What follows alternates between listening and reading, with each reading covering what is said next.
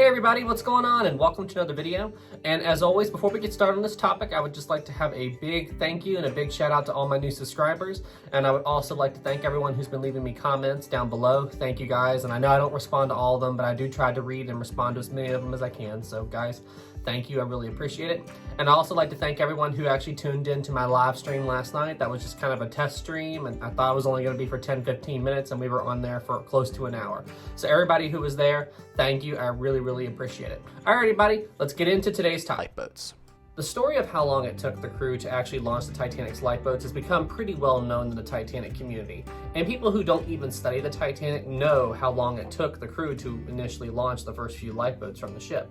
But what isn't very widely known is the entire story as to why. The most common belief is that it was just due to the fact that the crew wasn't well trained and that they didn't really know what they were doing, and that's why it took them so long to launch the lifeboats. Well, there's more to it than that. It's true they didn't have a drill or anything, but it wasn't that they didn't know what they were doing, it's that the fact that it took a while for them to actually issue the call to start getting the lifeboats ready to go. I pulled some information from the book On a Sea of Glass. This book is, no joke, the Bible on the Titanic disaster. Anything you want to know about the sinking is in this book. And this book has a chart in it of the timeline from how long it took each lifeboat to leave. So what time each lifeboat left is listed in this book. And according to this book, the first lifeboat left at 12:40 a.m. So that is around 1 hour after the initial iceberg impact. Now, I can already hear all of you writing in the comments section, that's proof, isn't it? That's proof that the crew didn't know what they were doing. I mean, seriously, how could it take 1 hour to launch a lifeboat when you're on a sinking ship? Well, that's not proof at all. You see, the first thing to realize about a sinking ship is this ship sinking? Are we actually in trouble? So you see, during the initial stages of the sinking, it was the crew trying to figure out how badly damaged the ship was and if an evacuation was even necessary. Another area where the crew of the Titanic get a lot of criticism in their inefficiency at evacuating the Titanic's passengers and getting the lifeboats ready was due to the fact that briefly after the Titanic had struck the iceberg, the crew did re-engage the engines and the Titanic did continue on for a very short amount of time post-collision. However, they only continued on for 5 to 10 minutes after the initial iceberg impact, so it's highly unlikely that this brief motion forward was a major factor in causing the Titanic to sink any quicker. This topic has caused a lot of debate in the Titanic community as to a lot of people trying to figure out exactly what the crew was thinking when they re-engaged the engines briefly post-collision. And the truth is, we don't really know. Some people and documentaries try to blame Bruce Ismay. He was the head of the White Star Line, the company that owned the Titanic, and they try to say that he was pushing the crew to continue on despite the risks. Well, that's not the case at all. And honestly, even if he was, the crew wouldn't do that. Bruce Ismay was essentially on the Titanic as a passenger. Even though he was the head of the board and the head of the White Star Line, on the ship he was a passenger. He had some influence over decisions, but the person in charge of the ship was the captain. And Captain Smith would not have continued forward under Ismay giving him a hard time. His first responsibility was to the passengers and crew, not Ismay. So in conclusion on this topic, the short motion that the Titanic did post-collision was not a major factor in causing the Titanic to sink any quicker. It may have accelerated the water briefly for the few minutes that it was going on ahead, but the crew did figure out that the Titanic was in serious trouble during this short period, and they quickly stopped the engines and brought the Titanic to a stop. Now, during this very brief period post-collision, this man you see here, his name is Thomas Andrews, and he is the man who built the Titanic, and he was on board the night she sank. He was running around with the captain and the ship's officers, frantically surveying the damage and trying to figure out exactly how badly damaged the Titanic was, and if they were in any serious trouble. You see, what Thomas Andrews and the ship's crew were trying to figure out was exactly how badly damaged the Titanic was post the collision with the iceberg. Because in 1912, shipping was still fairly dangerous. Going across the ocean was still a pretty dangerous thing. And it wasn't completely uncommon for there to be an incident and some compartments flood. So just because the ship has a hole in it and it's flooding in some areas doesn't necessarily mean that the ship is going to sink.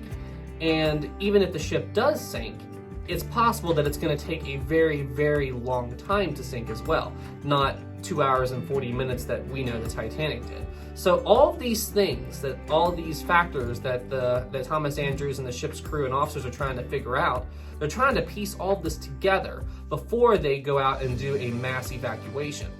And one incident occurred a few years prior to Titanic that was probably on a lot of their minds when they were trying to factor out how badly damaged is the Titanic and how much time do we actually have. The incident that I'm referring to involves the ship you see in this picture. This ship is the RMS Republic, and it sunk in 1909 following a collision with another ship called the SS Florida. Now, what makes this sinking so unique is the amount of time it took the Republic to sink, over 12 hours. So this ship had over 742 passengers on board at the time of the sinking, and the only people who died on the Republic were believed to have been killed during the initial impact. They successfully got most passengers and crew off of this ship before she sank. The thing about the Republic is it was the most recent sinking that Thomas Andrews, Captain Smith, or any of the other Titanic's crew could use to reference what was going on in the Titanic the night that they sank. And try to think of it from their perspective. The Republic was at the time the biggest ship to be on the seafloor and actually sink. But the Republic sunk so slowly that they had time to get everyone off before she went down. So now they're on the Titanic. Bigger, safer, watertight compartments, much better than the Republic. So they're probably thinking, even if the Titanic is critically damaged, we have time to get everyone off.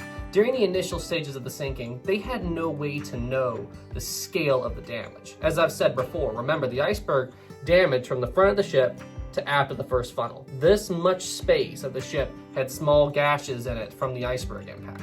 They had no way to know the scale of the actual damage. And before they go and start waking up the passengers and trying to organize this huge scale evacuation, they need to know with absolute certainty that, yeah, we've got to do this. We have to make sure that the Titanic is sinking before we move forward, because passengers who were asleep would not like to be woken up and it just be a false alarm.